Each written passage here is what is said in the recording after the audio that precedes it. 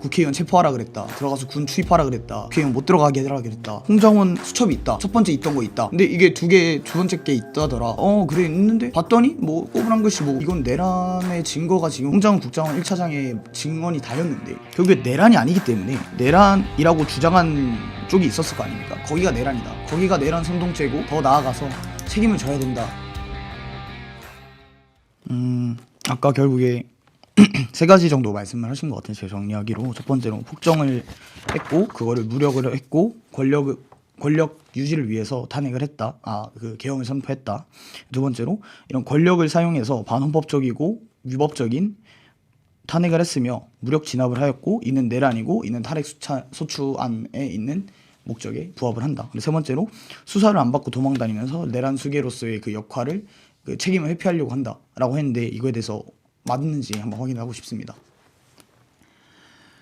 예, 우선 이제 제가 이해한 바로는 크게 윤석열 대통령이 수사 시도를 회피한 것이 맞는가 이제 그 부분부터 역으로 답변드리겠습니다. 윤석열 대통령은 내란 이후 고위공직자 범죄수사처와 이 검찰 그리고 합동특수본 등 다양한 수사기관에 입건이 되었습니다. 그런데 이곳에서 소환 통보를 수차례 받았음에도 불구하고 별다른 이유 없이 참석하지 않았습니다. 경호 문제라든지 대통령에 대한 국가적 위신 문제 등 다양한 이유를 댔지만 결론적으로 수사기관의 소환에 불응하였습니다. 수사기관의 소환에 불응한 것에서 더 나아가 첫 번째로 체포영장이 발부되자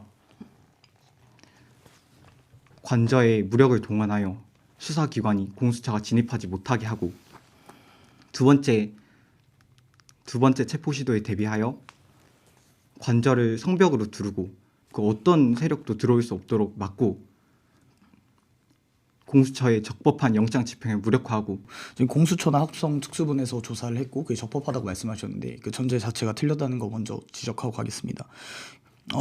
내란죄 같은 경우에는 대통령은 수출을 안 받고 대통령이 소추할 수 있는 경우는 내란 또는 외환인 경우인데 내란죄라고 지금 됐기 때문에 탄핵 소추안이 넘어간 걸로 알고 있습니다. 이는 사실이고요. 그리고 공수처 같은 경우는 내란을 수사할 수 있는 권한이 없는 기관입니다. 공수처라는 거 자체가 고위공무원 공직수사처인 걸로 알고 있는데 이거 같은 경우에는 아마 내란죄는 경찰 혹은 검찰이 이렇게 수사하는 걸로 알고 있는데 공수처는 헌법에 없는 기관입니다. 따라서 법률로서 위에 있는 기관이기 때문에 내란을 수사할 수 있는 권리가 없습니다. 따라서 이에 불응했던 거는 굉장히 정당한 절차였다는 부분 말씀드리고 싶고요.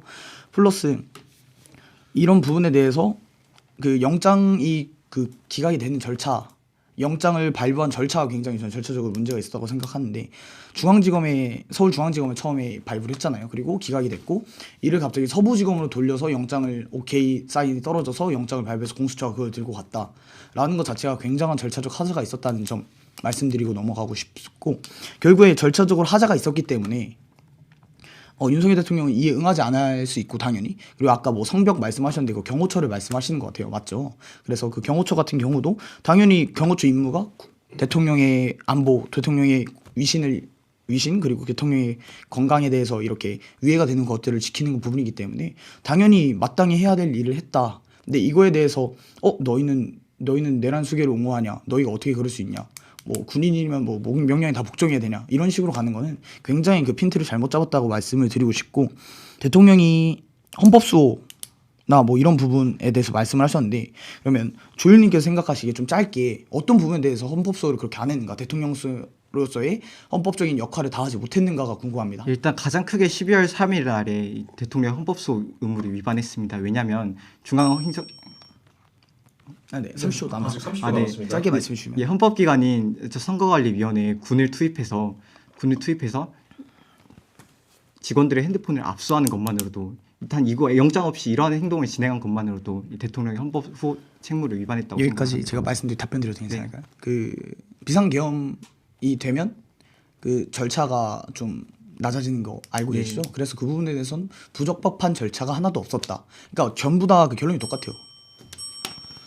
네, 그 말씀 중에 끊겼으니까 2분 더 드리겠습니다. 네, 하던 말씀 계속 하시죠. 그래서 결국에 그러니까 계속 전부 다 얘기하시는 게 그거예요. 전부 다 2달 전에 12월 말쯤에 밝혀진 사건 내란이다. 왜 내란이냐? 홍장원 차장이 그렇게 말했다. 곽종근 사령관이 그렇게 말했다. 국회의원 체포하라 그랬다. 들어가서 군 투입하라 그랬다. 국회의원 못 들어가게 해라 그랬다. 근데 지금 변론 중에서 밝혀진 과정에서 아니 홍장원의 그 수첩이 있다. 첫 번째 있던 거 있다. 오케이 봤다. 그래. 근데 이게 두 번째 게 있다더라. 확인해봤다. 그래 있는데 하나가 더 있다. 봤더니 뭐 꼬부랑 글씨 뭐 자 이사들이 그 쓰는 그런 표시보다도 더 날아가는 글씨로 쓰고 그게 민주당의 박선원 의원과 필적이 동일하다라는 그런 내용까지 나오는데 그러면 이건 내란의 증거가 지금 홍장원 국장원 1차장의 증언이 다였는데 내란이 아니다? 그러면 탄핵 소추를 받지 아니한다? 따라서 대통령의 탄핵 소추안은 불법적인 절차다. 따라서 각하되어야 된다라고 저는 생각을 하고요. 기각과 각하의 차이는 각하는 헌법 소원을 걸 그 구성 요건 자체가 성립이 안 된 거고 기각은 그걸 받았지만 우리 아니라고 판단한다라는 거라서 저는 각하라고 생각을 하고요. 거기다 더 나아가서 결국에 내란이 아니기 때문에 내란이라고 주장한 쪽이 있었을 거 아닙니까? 거기가 내란이다. 거기가 한 것이 행정부를 마비시키고 행정부를 마비시켜서 자기들이 정권을 찬탈하려고 한 내란이다. 거기가 내란 선동죄고 거기가 국가의 국헌문란을 하려고 했으니까 거기는 저는 더 나아가서 책임을 져야 된다라고 생각하고요. 뭐 그게 그쪽 야당이죠. 보통 야당이기 때문에 야당 쪽에서 굉장히 큰 책임을 지셔야 된다. 본인들이 한 행동에 대해서 책임을 지셔야 된다라고 저는 생각을 하고 있습니다. 이 부분.